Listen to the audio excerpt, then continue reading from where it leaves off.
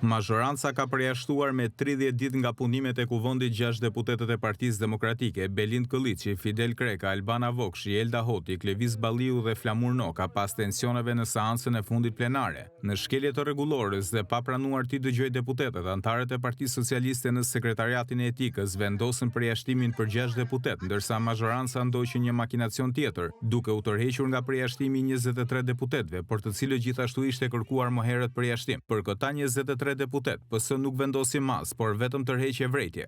Propozoj sekretariatin që deputetët Belind Kolliçi, Fidel Kreka, Albana Vokshi, Kleviz Balliu, Flamur Noka dhe Elda Hoti të përjashtohen me 30 ditë pune nga punimet e komisioneve dhe seancës. Përfaqësuesit e krimit vinë të ndërtojnë.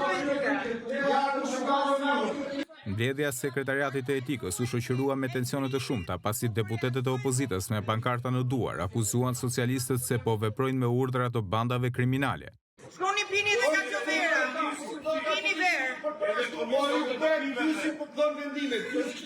Ka rezultuar në një institucion caktuar e gjithë siguria kombëtare ka qenë dorë një grup strukturuar kriminal dhe ju pretendoni që opozitat mos vi për ta ngritur këtë shqetësim, do të thotë që ju nuk jetoni në realitet. Në përfundim të mbledhjes, drejtuesi i sekretariatit të etikës, Ulsi Manja, pranoi se vendimarrja u mor në shkelje të rregullores dhe pa ju dhënë mundësinë deputetëve të dëgjoheshin. Si rregull, duhet dëgjohen përpara se sa sekretariati të jap mas, po rregulloria e ka në fakt, po unë jam drejtuesi i sekretariatit për procedurat, votimet dhe etikën, edhe njoftimet i bëj unë.